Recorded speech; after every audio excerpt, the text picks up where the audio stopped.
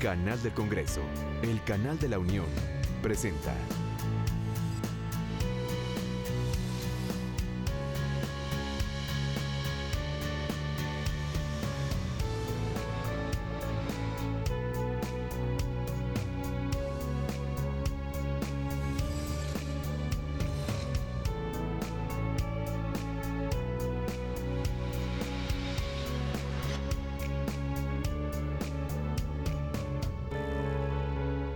Bienvenidos, muy buenos días. Gracias por continuar con nosotros a través de la señal del canal del Congreso, el canal de la Unión. Continuamos en el trabajo que se vive en esta mañana de 7 de abril del año 2015, aquí en las instalaciones del Auditorio Octavio Paz del Senado de la República, donde en el seno de esta 62ª legislatura se está llevando a cabo este foro, un foro en relación a la importancia de ver al vital líquido, al agua, como un derecho humano. Y precisamente a través de todos los paneles que tendremos oportunidad de conocer en unos momentos más, de la voz de especialistas, de la voz de académicos, de representantes de organizaciones de la sociedad civil, tendremos oportunidad de informarnos un poco más y de ampliar un poco el espectro de información que se tiene en relación a esta ley de aguas que hasta cierto punto está siendo visualizada como una ley privatizadora y que es precisamente a través de la opinión de académicos y de especialistas que se prevé se pueda evitar, se pueda tomar en cuenta este trabajo para incluirlo dentro de las consideraciones que se hacen en el análisis y el dictamen de la misma. Temas como una tesis jurídica del acceso al agua como un derecho humano, estaremos escuchando en unos momentos más. Habrá un análisis también precisamente de la propuesta privatizadora y de las perspectivas del dictamen de la Ley General de Aguas. Esta que lo comento ya se encuentra en el seno de esta 62ª legislatura y que es precisamente en relación a la cual se está planteando poder continuar el trabajo. También habrá un análisis de la iniciativa de esta ley dictaminada en Cámara de Diputados desde la perspectiva del derecho humano al agua y el saneamiento, un análisis de la perspectiva de género de esta misma iniciativa, la privatización del agua como un crimen de lesa humanidad y también un análisis del sector agrícola y de la disponibilidad del agua para después hacer una propuesta de ciudadanización del manejo del agua y el manejo de los recursos hídricos desde la perspectiva del cambio climático, entre otros temas. Le comento, este foro que será expuesto, será desarrollado a través de diversos paneles, cuenta con la participación de diversos especialistas en la materia, cuya información y cuyo conocimiento sin duda será de mucho provecho para todos los senadores que están en este momento legislando al respecto. Así es que estamos iniciando, quédese con nosotros, es un gusto que nos acompañe a través del canal del Congreso, el canal de la Unión. Iniciamos. La tesis jurídica del acceso al agua como un derecho humano a cargo del licenciado Robles Malov y el licenciado Ulises Lara López. El licenciado Jesús Robles Malov es abogado egresado de la Universidad Iberoamericana, maestro en Humanidades por la Universidad Autónoma Metropolitana. Tiene estudios de doctorado en Derechos Fundamentales y doctorado en Humanidades. Actualmente se desempeña en la ONG New Media Advocacy Project. Tiene la palabra.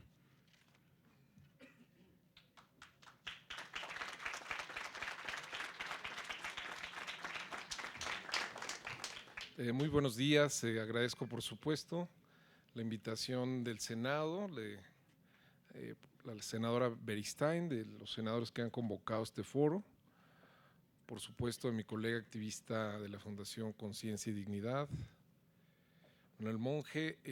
Saludo también a compañeros de organizaciones sociales, particularmente Jacobo Espinosa de la Comisión de Cuenca de los Ríos Amecameca y la compañía, y a distinguidos compañeras y compañeros de ONGs. Debo decir también que me da gusto ver a la gente en el Senado. Como decía la senadora del PAN, esta es su casa. Esta debería ser nuestra casa normalmente. Me dio gusto verlos además compartiendo un sándwich en la entrada, porque uno siente que en efecto las puertas de una institución son las puertas de las personas y que podemos reunirnos aquí, hablar de estos temas que podemos tener diferencias, pero que siempre van a estar estas instituciones abiertas. Cada vez que vengo les recuerdo también que debería haber internet, acceso gratuito en el Senado, porque así lo dice la Constitución. Ya se lo decía. Ya se lo decía yo al senador Javier Lozano, que se molestó mucho en aquella ocasión, porque dijo que sí, pero después descubrimos que tenía clave y entonces le expliqué que tener clave no es acceso libre. Pero bueno, creo que se están haciendo progresos en abrir las puertas a la gente. Eso, la verdad, me siento bien, me siento además a gusto de ver a niñas, a niños, estudiantes, y yo la verdad trataré de hacerlo un poco más sencillo, un lenguaje más directo como el que ha sido, por supuesto, el que me ha precedido por parte de senadoras, senadores. Y bueno, voy al punto que me pidieron exponer.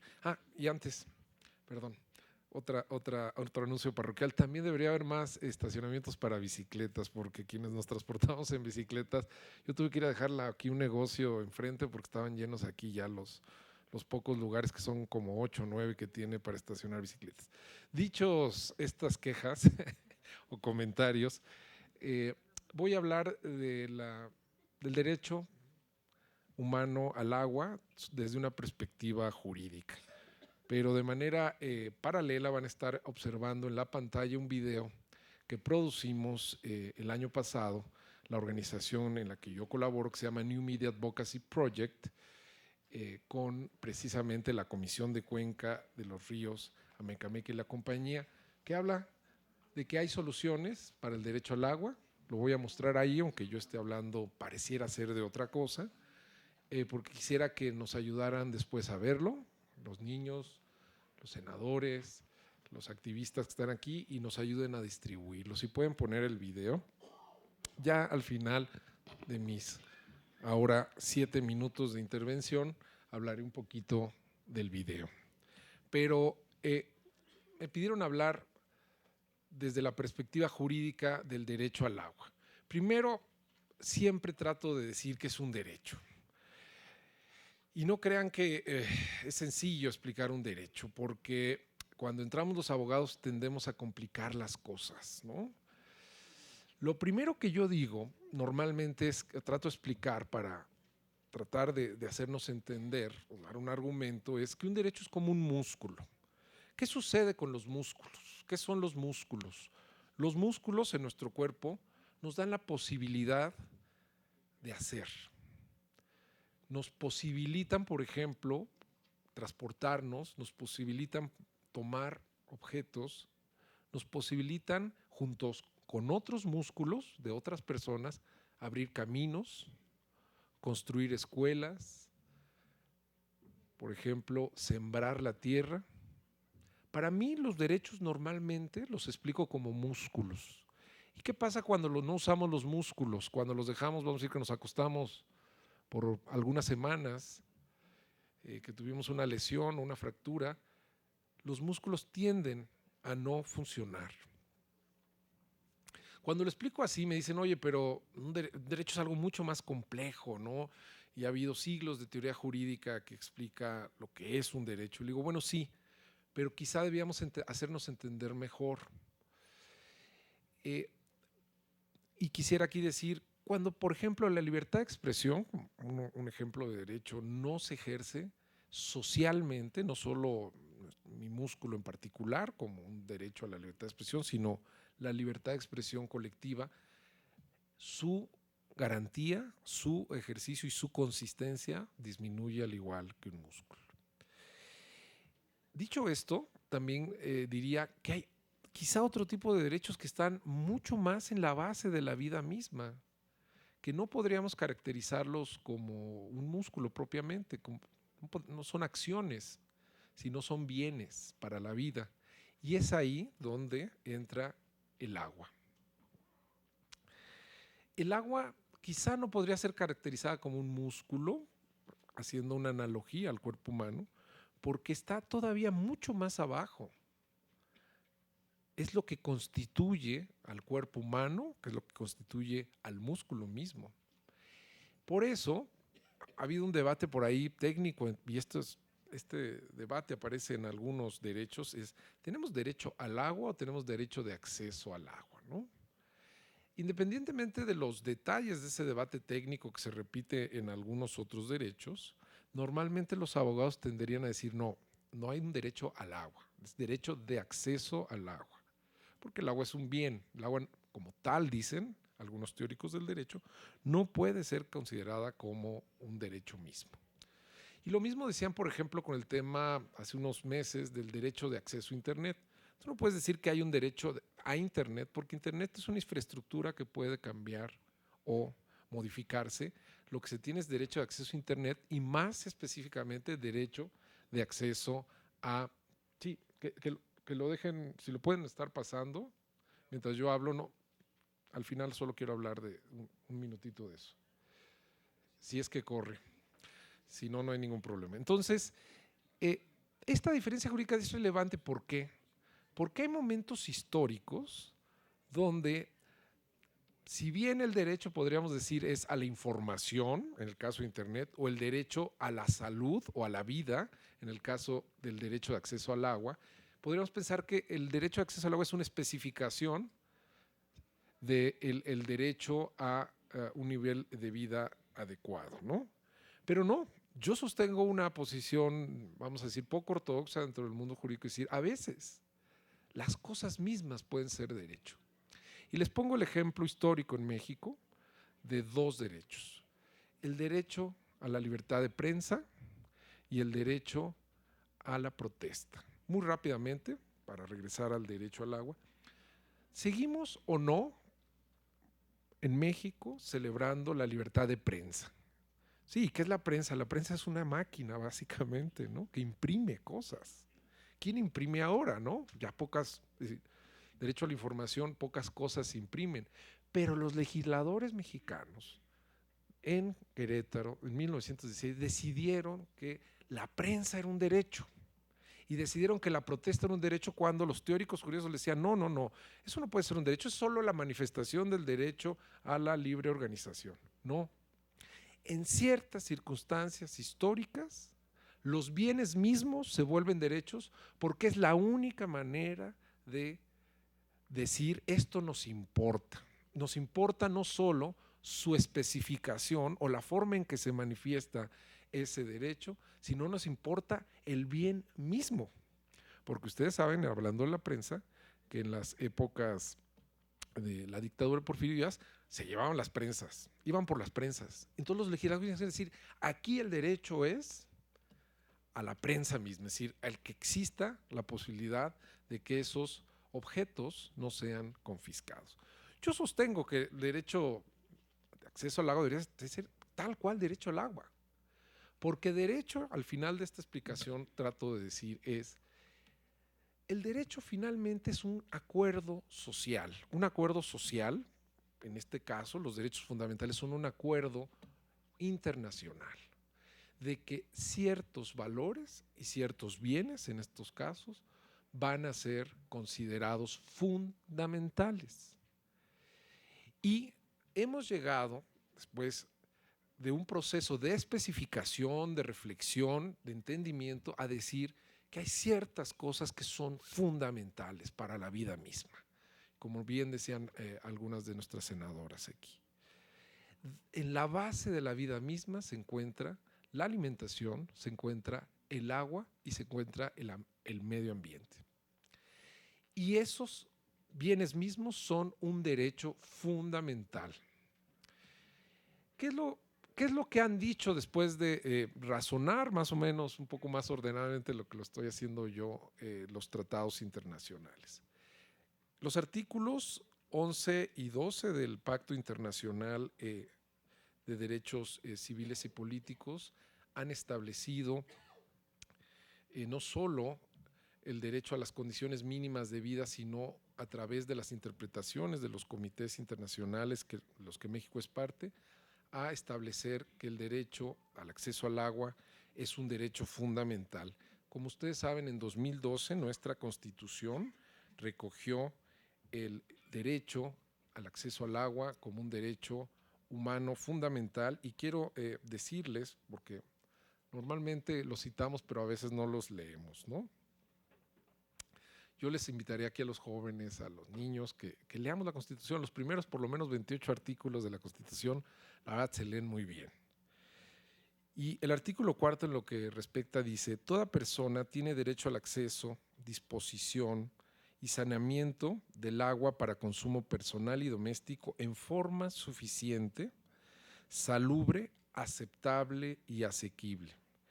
El Estado, dice la Constitución, en su artículo 4, y quiero además decir que la prelación importa, es decir, los primeros 28 artículos tienen no solo prelación o tienen prioridad sobre el resto de la Constitución, sino sobre el resto de la legislación.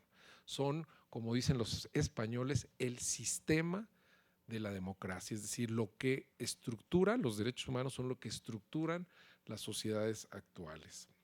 Entonces, decía yo, tiene derecho al acceso, disposición y saneamiento del agua para consumo personal, dice nuestra Constitución, y doméstico en forma suficiente, salubre, aceptable y asequible. El Estado garantizará este derecho y la ley, que es de lo que estamos acá discutiendo, definirá las bases, apoyos, modalidades para el acceso y el uso equitativo y sustentable de los recursos hídricos. Más adelante establece que este mismo párrafo, que es muy importante que lo revisemos, que para el objetivo de garantizar el acceso al agua, los municipios, la federación, así se requerirá la participación de los municipios, de la federación, y es muy importante un tema que quiero resaltar, así como la participación de la ciudadanía en la garantía de este derecho al agua. La Constitución entonces nos mandata a no solo garantizar este recurso, sino obliga a una coordinación entre federación, niveles estatales, municipales y siendo un poco más específicos y especificándose. Cuando la Constitución dice algo es porque algo es importante, dice la participación ciudadana. Este video habla un poco y lo pueden encontrar en la página de New Being Advocacy Project o en el Twitter, que es un poquito más sencillo, @n_map, en MAP, o en mi cuenta también lo acabo de subir, @RoblesMalov. Habla de la importancia de la participación ciudadana en efecto, la garantía del derecho al agua. Quisiera solo decir, ya porque me quedan 2 minutos, que sistemáticamente la Suprema Corte de Justicia de la Nación, desde por lo menos el 2007 a la fecha, ha sostenido sistemáticamente la prelación del derecho al agua como derecho fundamental y su incluso prelación sobre otros derechos como la libertad de comercio, como el derecho a la privación de la libertad, como el uso personal y doméstico sobre el uso industrial y comercial. Les quiero contar una tesis que es maravillosa de este año de la Suprema Corte.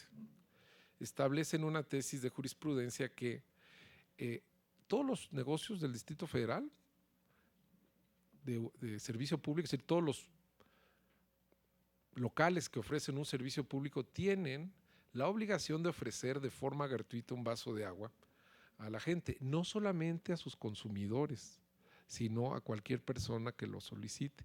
Como dice, me decía Jacobo Espinosa en el receso, pues es el dicho de un vaso de agua no se le niega a nadie. Es cierto, si ustedes tienen sed en algún momento, caminen, entren a un local, sea un hotel, un restaurante, y pidan un vaso de agua y se lo tienen que dar. Ustedes dirían, no, pues, no me da pena, en fin, hagámoslo, porque es un músculo también, como les decía, si no lo ejercitamos, ¿no?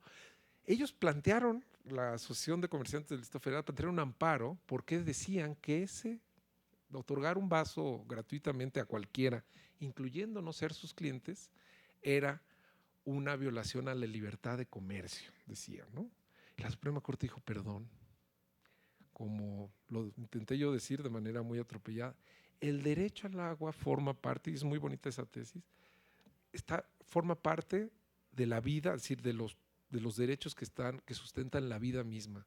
Por lo tanto, de ninguna manera constituye una violación al comercio y no se les debe negar de forma gratuita a sus propios clientes, sino a cualquier persona. O sea, que les fue un poquito peor porque ellos se quejaban de que lo tenían que dar gratuitamente a sus clientes y ahora pues lo tienen que dar gratuitamente a todas las personas. Yo aquí saliendo me voy a ir en mi bici y a la mitad del camino a donde vaya me voy a parar en un local y voy a pedir un vaso de agua. Hay que hacer estas cosas, ¿no? Cosas muy sencillas, como ya nos decía la senadora Beristain de la cubeta, hasta ejercitar con nuestro músculo, por supuesto, el derecho de acceso al agua y finalmente creo debemos en este momento histórico apoyar la propuesta de legislación que se ha hecho aquí por la sociedad civil y que ha sido bien recibida en el Senado de la República como una contrapropuesta a la que está en Cámara de Diputados. Finalmente, quisiera decirles que lo que nos decía la senadora Beristain de Lagos, Nigeria, donde por cierto Lagos, Nigeria, nosotros en ENMAP tenemos un video sobre Nigeria, es una ciudad como Venecia, le dicen la Venecia de África, que tiene mucha agua, pero que el agua es la más cara del mundo, ¿no? No tenemos que irnos tan lejos como el caso de Lagos, Nigeria.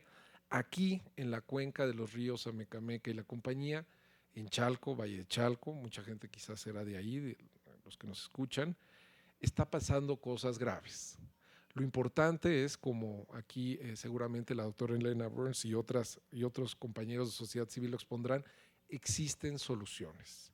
Este video que producimos con la Comisión de Cuenca de los Ríos Amecameca y la compañía habla de esas soluciones, habla que desde la sociedad civil, como dice el artículo 4 constitucional, involucrándonos en la garantía y la defensa del derecho de acceso al agua, podemos encontrar salidas.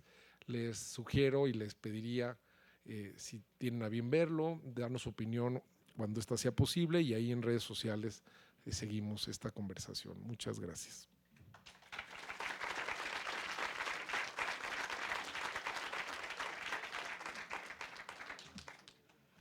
Muchas gracias al licenciado Jesús Robles.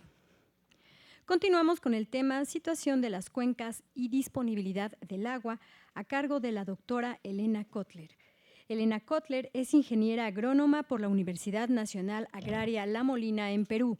Cursó la maestría en Geología de Formaciones Superficiales en la Universidad de Lieja y el doctorado en Ciencias Agronómicas en la Facultad de Ciencias Agronómicas de Bélgica. De 1995 a 2001 trabajó en el Instituto de Ecología y el Instituto de Geología de la Universidad Nacional Autónoma de México, y sus líneas de investigación se relacionan con erosión de suelos, servicios ecosistémicos y manejo de cuencas hídricas. Tiene la palabra.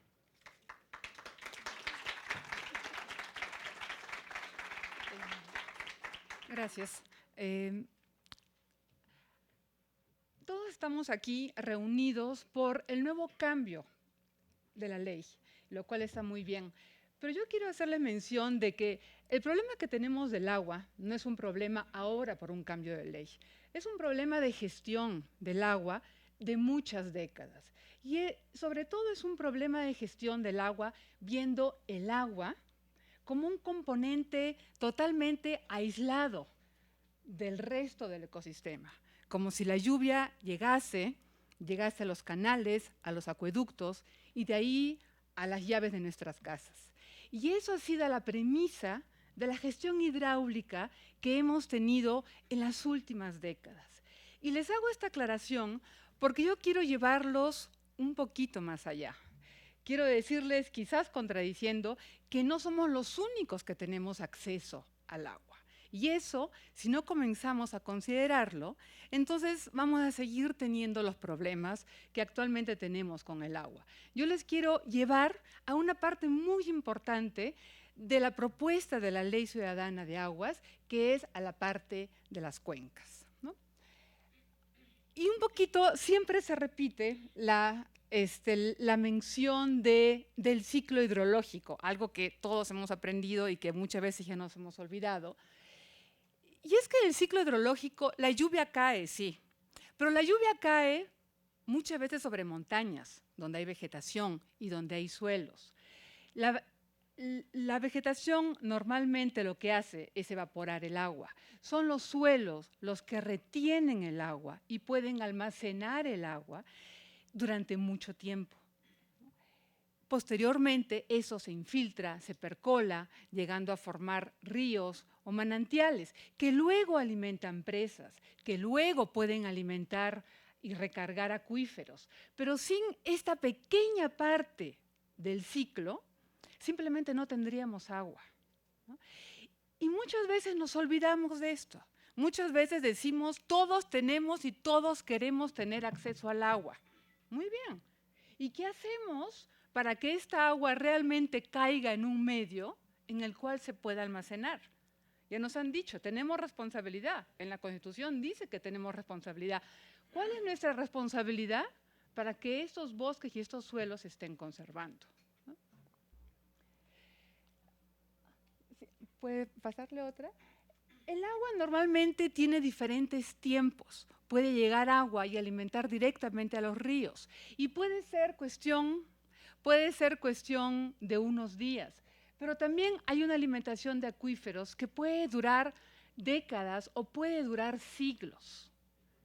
Entonces, tenemos que estar pensando que lo que hemos comenzado a hacer en la región de la laguna desde los años 40, 50, es lo que ahora estamos viendo como efecto. Pues sí, hay sobreexplotación de acuíferos, pero no es una cuestión gratuita, es una planeación de las actividades que se han hecho.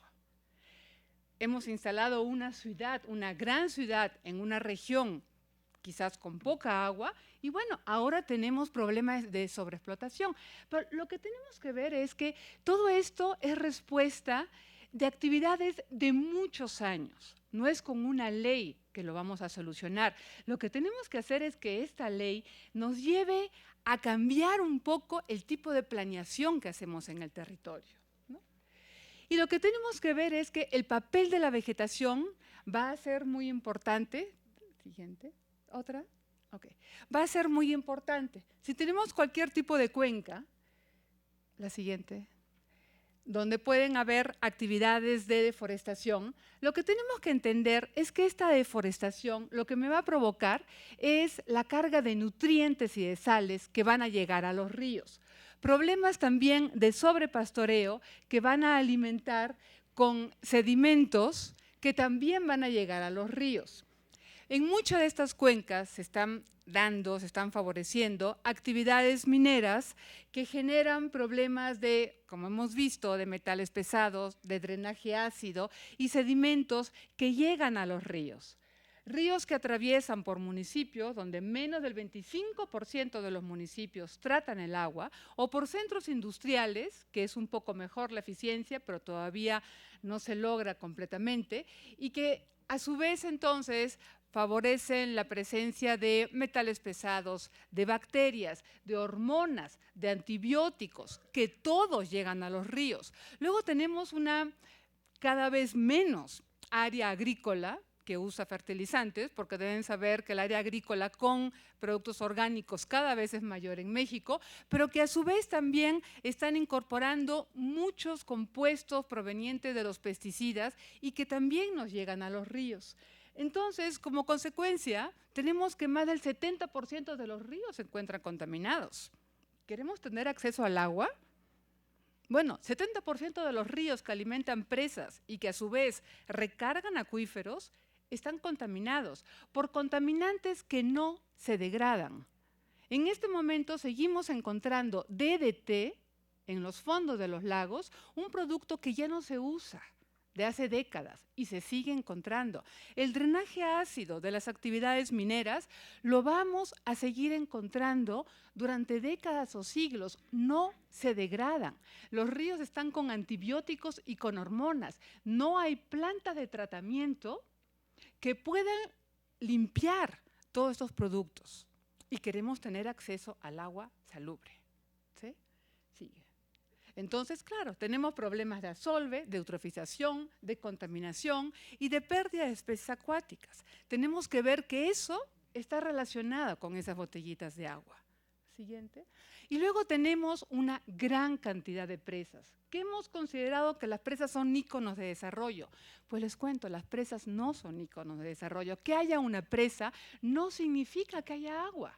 Podemos verlo en California. Están las presas, no están con agua y no se van a llenar. Y el problema de las presas es que modifica la calidad de agua, empeora la calidad de agua. ¿No? Siguiente. Y luego, muchos de los ríos, muchas de las cuencas nos llegan finalmente a los océanos, donde se encuentran los manglares. Manglares donde podemos comer, y a todos nos gustan, los camarones, los pescados. El problema es que están llenas de hormonas y de antibióticos y que finalmente es una causa para que esos manglares también se estén muriendo, ¿no? Entonces lo que tenemos es que todas las actividades productivas en una cuenca me van a generar impactos en la cantidad de agua, en la calidad del agua y en la variabilidad del agua. Entonces lo que tenemos que comenzar a ver es que la gestión del agua debe estar ligada a la gestión del territorio. No vamos a poder tener agua y menos acceso al agua si no comenzamos a ligar esta agua con el territorio. Y si no cambiamos esa premisa, no estamos cambiando la gestión del agua de las últimas décadas. Porque lo que ha hecho con agua es decir, solo trato el agua. Y el agua es independiente del territorio. Y así nos está yendo. Entonces, si no comenzamos a incorporar que es el agua en las cuencas y que tenemos que ver por toda la salud de los ecosistemas, entonces no vamos a poder cambiar la premisa de esta ley y nunca vamos a asegurar el acceso al agua, ¿no? Siguiente. Bueno, vamos a pasar la siguiente, pero no.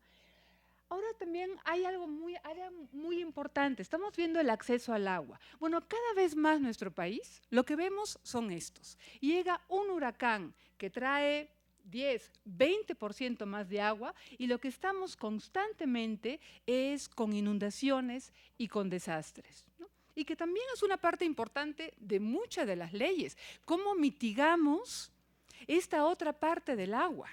Que es estos excesos del agua, ¿no? Inmediatamente que llueve un poco, la respuesta hidrológica es esto. Y ya nos hemos acostumbrado, acostumbrado a desastres, acostumbrados a inundaciones, ya finalmente no nos acordamos de dónde es la última, ¿no? Lo que tenemos que ver, y este es un trabajo que se hizo en el río La Sabana, que es donde afectó muy fuerte el huracán Manuel el año pasado, va a ser difícil verlo, pero lo que estamos viendo es que la línea verde, la gráfica verde que tienen ahí, es la disminución de vegetación natural en la cuenca. Lo que estamos viendo es la cuenca ha perdido como 40% de la vegetación natural. La línea roja lo que quiere decir es que si la cuenca pierde vegetación, si no hay esta esponja de vegetación y suelo que cuando llegue agua absorba el agua, lo que pasa con el agua es que el agua escurre y escurre muy rápido. Si tuviésemos bastante vegetación y suelo, entonces comienza a llover, el agua se infiltra y luego después de varios días, esta agua que se infiltra, cuando el suelo ya no tiene más capacidad de absorber agua, el agua escurre. Pero cuando no tenemos vegetación y ya no tenemos suelo, no hay nada que absorba eso, inmediatamente el agua escurre. Y eso fue lo que pasó. Las lluvias comenzaron el 15 de septiembre y el 16 de septiembre comenzaron los desastres. ¿Por qué? Porque no hay nada que retenga. Y así se encuentran la mayoría de nuestras cuencas, ¿no? La mayoría de nuestras cuencas hemos permitido simplemente tener actividades productivas de ganadería, de agricultura, de actividad minera. Hemos construido ciudades, nada más mirando a los alrededores de la Ciudad de México lo podemos ver, en todos los cerros. Bueno, entonces, ¿qué cosa nos extraña? Que nos extraña de que finalmente el escurrimiento sea muy rápido y lo que esté provocando, pues, sea inundaciones.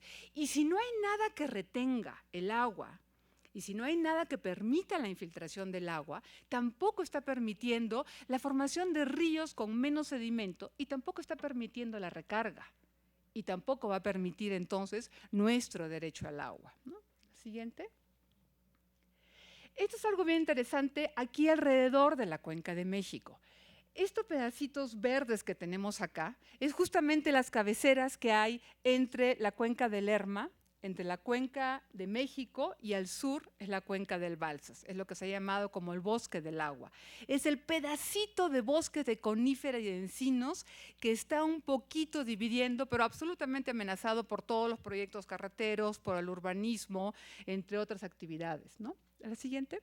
Bueno, ese pedacito de vegetación alimenta a 9 acuíferos. A 9 acuíferos que están todos los puntos que están alrededor, y es más o menos el 70% del agua de la Ciudad de México, de Toluca y Cuernavaca. Ese pedacito de bosque, ¿no? Si lo ponemos en dinero, porque hay que decir, bueno, sí queremos acceso al agua, pero alguien tiene que invertir y queremos que el Estado invierta, ¿no? Bueno, esta cantidad de agua, el valor de esta agua, porque el agua tiene un valor, sería $0.8 por metros cúbicos. Si este bosque del agua no existiera, lo que se está haciendo, los planes de Conagua, ¿cuáles son? Los trasvases. Queremos traer agua del Balsas, más agua del Cuchamala, queremos traer agua de Veracruz, porque todos van a querer acceso al agua. El día que no haya agua, ustedes van a decir que traigan agua de donde sea, pero acá queremos agua.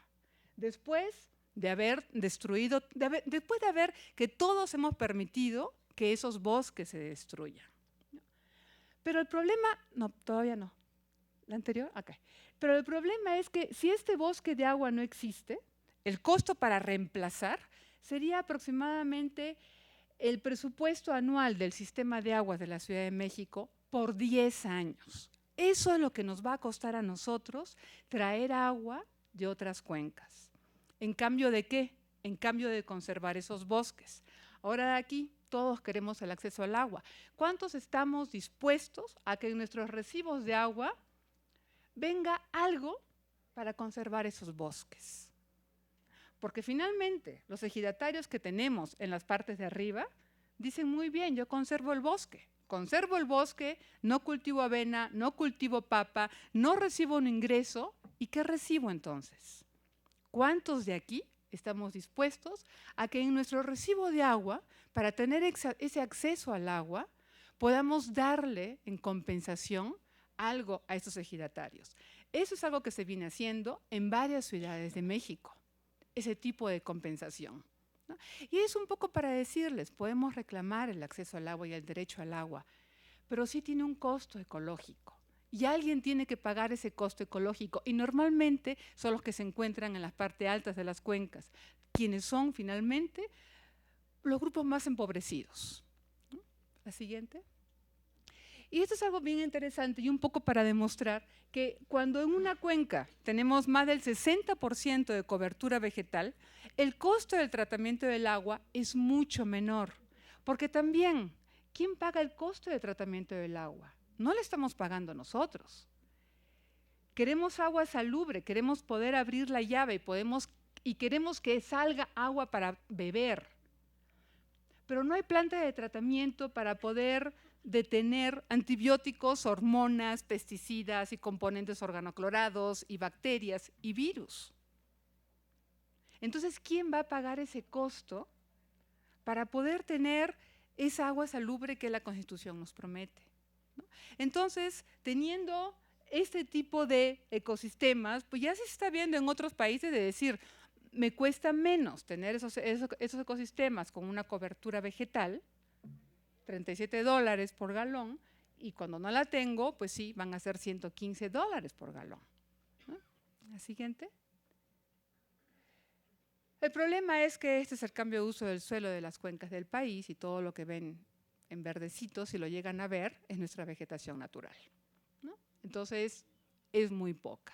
Entonces, sí tenemos que pensar que si queremos realmente realizar ese acceso al agua, entonces sí, tenemos que relacionarla con los ecosistemas, tenemos que conservar esos ecosistemas, y tenemos que ver cómo relacionar estas leyes, cómo no hacer una gestión solamente del agua, porque si no vamos a necesitar cada vez más presas y más acueductos para traer agua de ahí donde llueve más, porque en nuestras cuencas simplemente no va a haber manera de poder satisfacer esto. Y todo esto todavía es sin considerar la variabilidad climática, los extremos de precipitación, y sin considerar el cambio climático.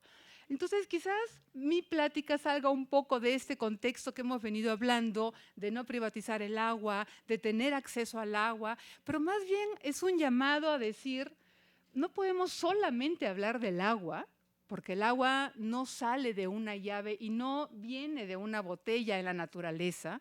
Tenemos que comenzar a hacer conexiones y tenemos que comenzar a recuperar nuestras cuencas, porque si no, ni acceso al agua, ni derecho al agua, ni agua vamos a tener, ¿no? Entonces, ese es un poco el pedido que me hicieron para un poquito hacer la conexión, que salgamos de acá un poquito más sensibilizados y cuando sepamos que la Constitución dice que el Estado, la Federación, los Estados y la ciudadanía están comprometidos, bueno, en la ciudadanía ahí nos tendríamos que estar viendo reflejados y ver que sí hay un compromiso y que todo finalmente derecho viene con una responsabilidad. Y yo creo que ahí termino. Muchas gracias.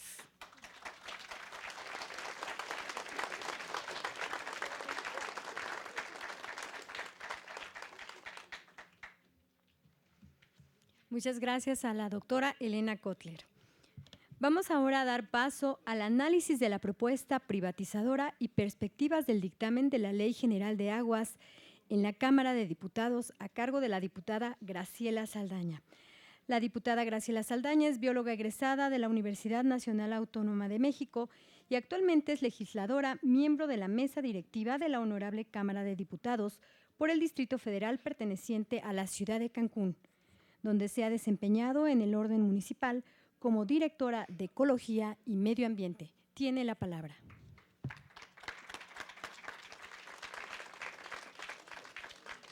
Gracias. Buenos días a todas y a todos. Y quisiera agradecer al grupo de senadores, en especial a la senadora Silvia Garza, a la senadora Luz María Beristain, que es de mi estado, del estado de Quintana Roo, y a todos los que hicieron posible este foro, muchísimas gracias. Y quisiera dar la doctora que acaba de exponer, la doctora Elena, a la ponente, habló de un tema muy importante que realmente es como deberíamos de empezar, ¿no? De la parte biológica y sobre todo de la parte de los seres vivos. Yo quisiera comentarles cómo realmente quedó el dictamen de la Ley General del Agua, en qué está y cuál es la propuesta. Entonces, quisiera dividirlo como en tres partes.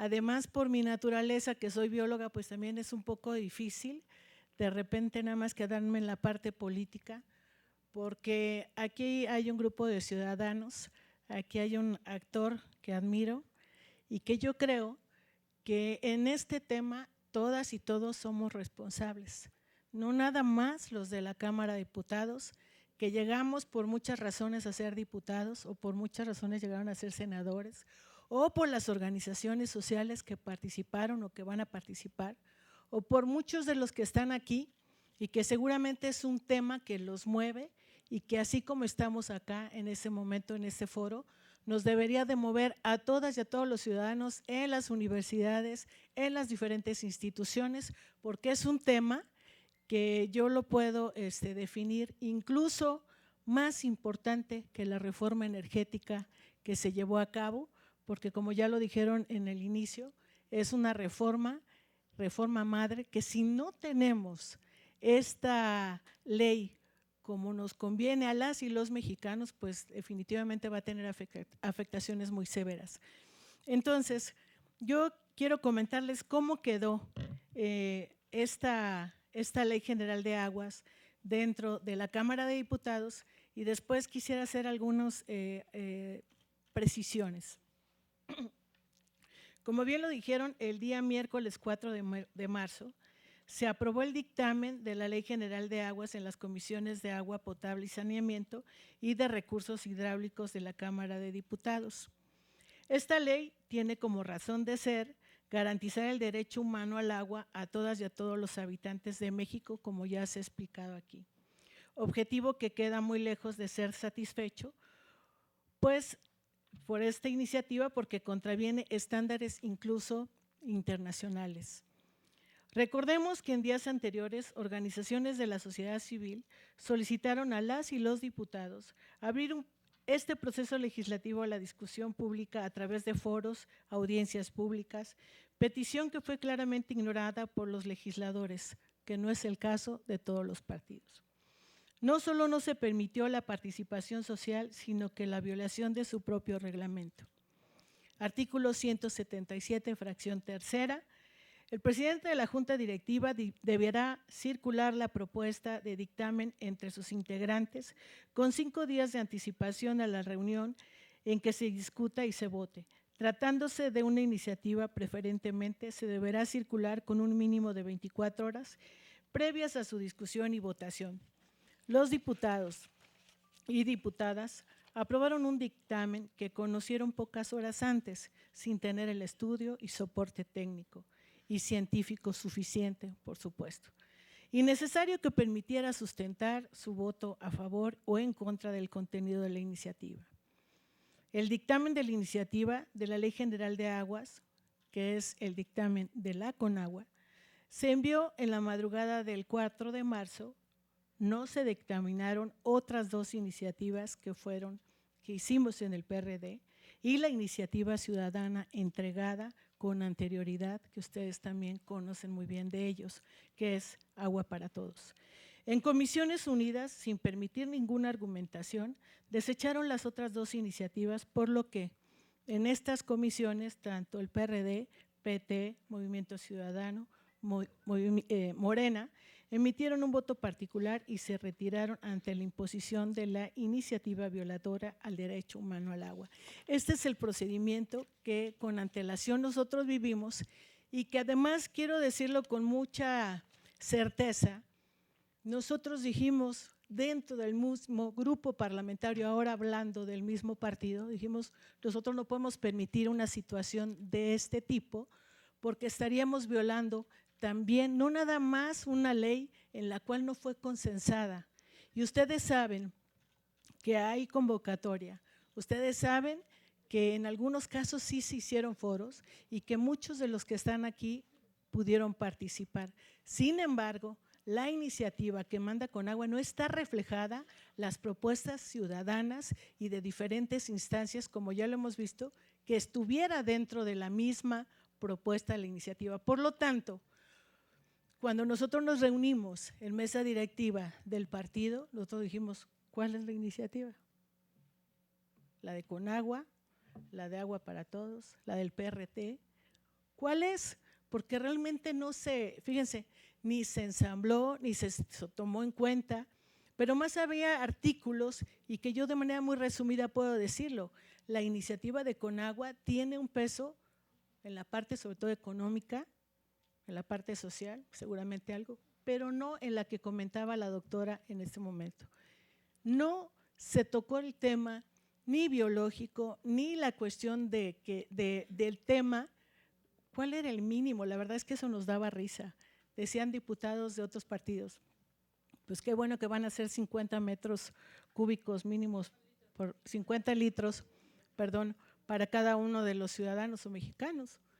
No era ese el tema de fondo, amigas y amigos. Yo creo que en una iniciativa tan importante como esta, primero, y esta ya sería parte de la crítica que nosotros estamos en este momento diciendo, incluso hoy en la mañana en la reunión platicábamos, la Ley General de Aguas debería y debiera ser el fruto de un amplio proceso de discusión y deliberación y que además el proceso de reelaboración del dictamen tendría que considerar las iniciativas presentadas por el grupo parlamentario del PRD, porque bueno, esa es una postura también de nosotros y obviamente de todos ustedes, y que en las comisiones dictaminadoras deben solicitar el retiro del dictamen.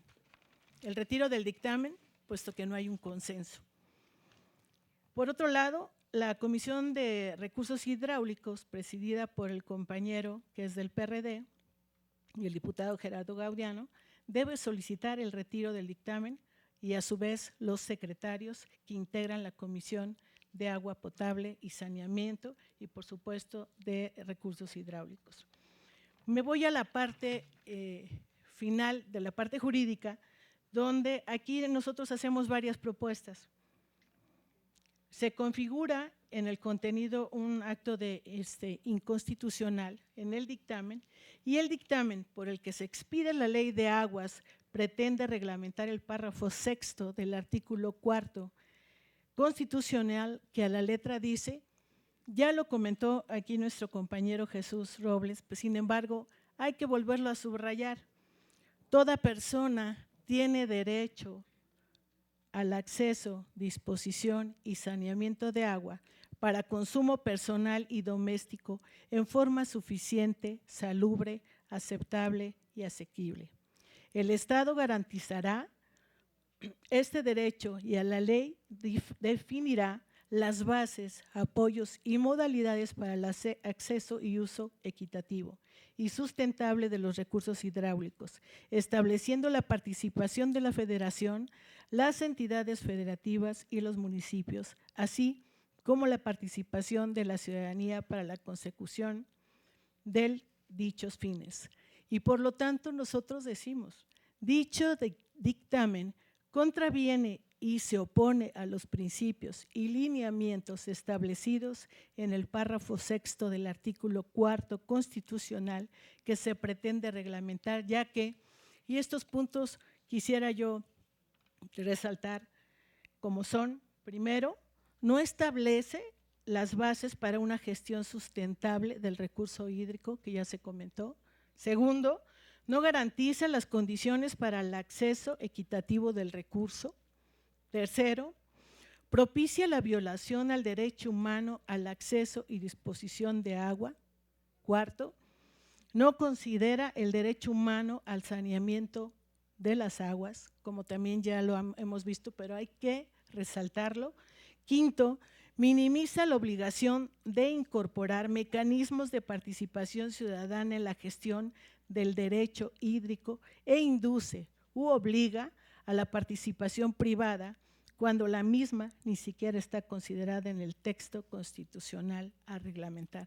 Por lo tanto, nosotros decimos que se retire el dictamen, creo que es lo más sano, y la verdad es que nosotros lo comentábamos entre varios compañeros y varios que estamos interesados en el tema, es lo más sano es retirarlo, empezar de cero, porque no hay realmente una iniciativa que en este momento a nadie de los que está aquí, ni a nadie de los que están en el Senado y seguramente los Cámara de Diputados, que realmente nos convenza. En este tema nosotros no tenemos ni debemos ser enemigos, amigos y amigas. El agua, como lo decía la ponente, no es que nada más llegue la botella y la tomes, o sea, el proceso para poder abrir la llave y que llegue el agua ahí es realmente un proceso muy largo. Yo, y quiero decirle ahora en esta parte, que yo sí estoy preocupada porque una ley así pueda realmente transitar y pasar, como fue la energética, y que además nos mayoriteen, pero que además la calidad de ciudadanos y ciudadanos antes de estar como políticos, también seamos responsables. Estamos en un proceso electoral y esto no quiere decir que ya se paró y va a pasar probablemente para la siguiente legislatura. Puede pasar en un proceso extraordinario, tal y como está, pero aquí todos vamos a ser y todas vamos a ser responsables si una iniciativa de esta forma pueda pasar, si nosotros lo permitimos, por un lado. Por otro lado, también quiero decir que en este tema de la Ley General de Aguas, por supuesto que no se consideró nada de lo que tiene como un tema que hicimos, y lo platicaba yo con Jesús, una iniciativa del fracking.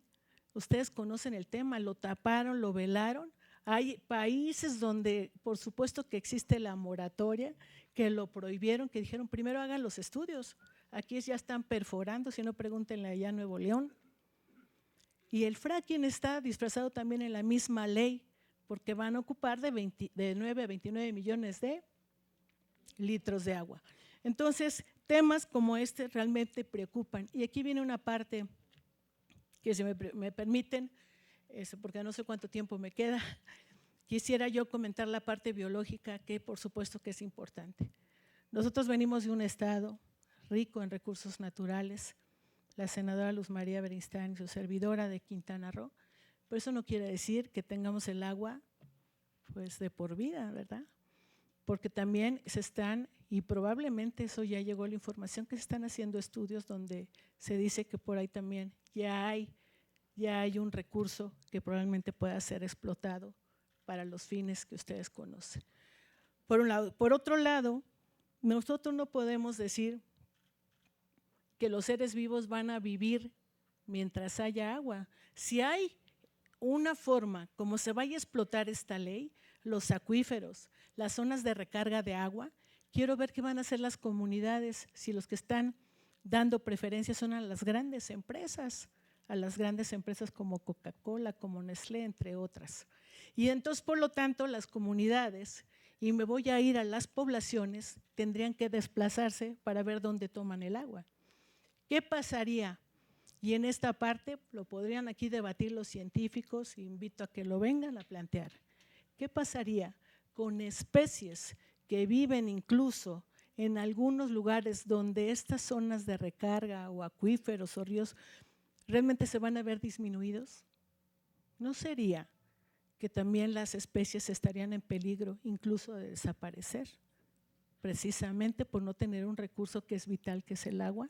Yo la dejaría aquí abierta porque es un tema que, más allá de una reforma, si es aprobada en estos términos, estaríamos cometiendo un error muy grave y todos seríamos responsables. Yo termino con una cita de un libro que estaba platicando ahorita con Marcelo. Es un libro donde Pedro Arrojo Agudo vino a presentar hace muy poco y se agotó, y dice: el agua, vida. La gestión del agua en funciones básicas de supervivencia, tanto de los seres humanos como de los demás seres vivos, debe de garantizar en prioridad el acceso universal a cuotas básicas de agua potable de 30-40 litros por persona al día y a servicios básicos de saneamiento como el derecho humano ONU 2010. El agua necesaria para asegurar la soberanía alimentaria, riego, ganadería, pesca de subsistencia en comunidades vulnerables. Los caudales ecológicos para preservar la sostenibilidad de los ecosistemas. El agua, ciudadanía. El agua en servicios de intereses general como los servicios domiciliarios de agua y saneamiento debe ser igualmente de acceso universal y gestionarse en el ámbito de los derechos de ciudadanía, vinculados a los correspondientes deberes ciudadanos bajo nuevos modelos de gestión pública participativa. El agua, economía.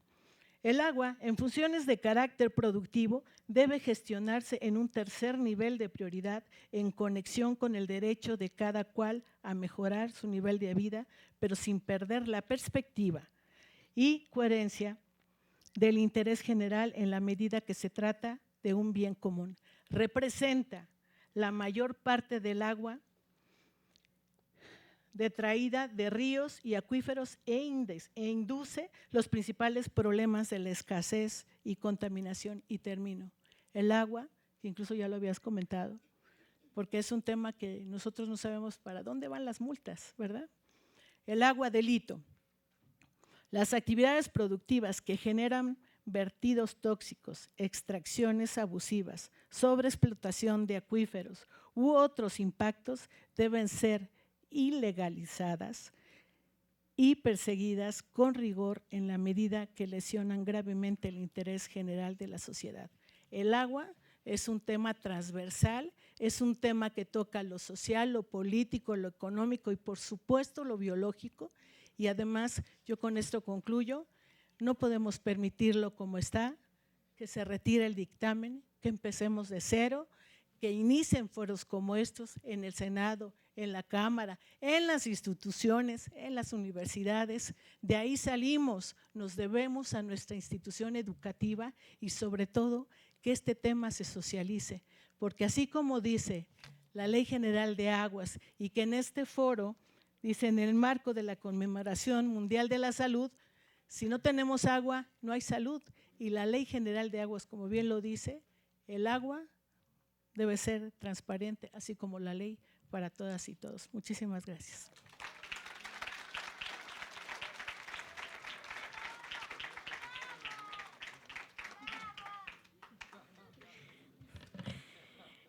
Gracias a la diputada Graciela Saldaña. Y en este mismo contexto seguimos con el tema Análisis de la iniciativa privatizadora desde la perspectiva de derechos humanos a cargo de la licenciada Arely Sandoval.